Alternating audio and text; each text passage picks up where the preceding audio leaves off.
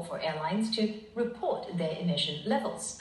To deal with those issues, aviation firms are ramping up on sustainability by buying new fuel-efficient planes and increasing onboard initiatives like recycling.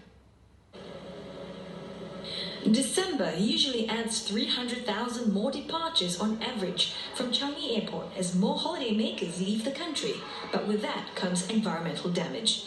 Tackling the climate problem as an aviation industry is one thing that firms like Singapore Airlines is taking seriously. It's trying out sustainability initiatives on the ground, as well as in the air, like replacing single-use plastics on its flights. The airline company is also reducing fuel usage per plane by getting newer, more fuel-efficient aircrafts, like Boeing 787s.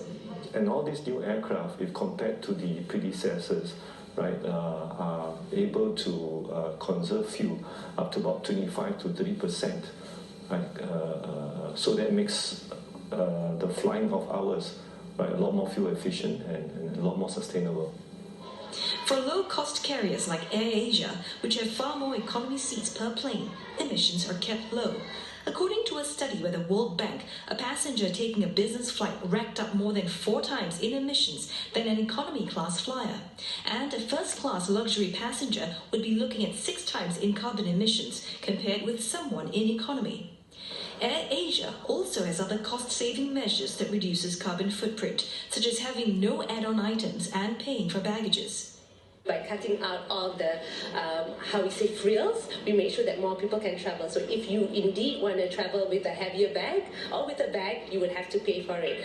And when it comes to how does that relate in terms of fuel efficiency, is the heavier bag you bring on board, the more fuel the plane would burn as well. The environmental impact may be adjusted in little ways, but there is no way to avoid the rise in demand for air travel, especially those in emerging markets. More and more people fly and want to fly. If you take the Chinese market, just to give you a sense of the growth, every year the number of commercial tickets issued in China is equivalent of half of the German market. So this is a spectacular growth in volume, particularly in Asia, particularly in the lower middle class. There are limitations to making a substantial change in reducing carbon footprint for the aviation industry, but airlines are looking at other options, such as offsetting carbon emissions, a strategy that hopes to ease the industry's impact globally.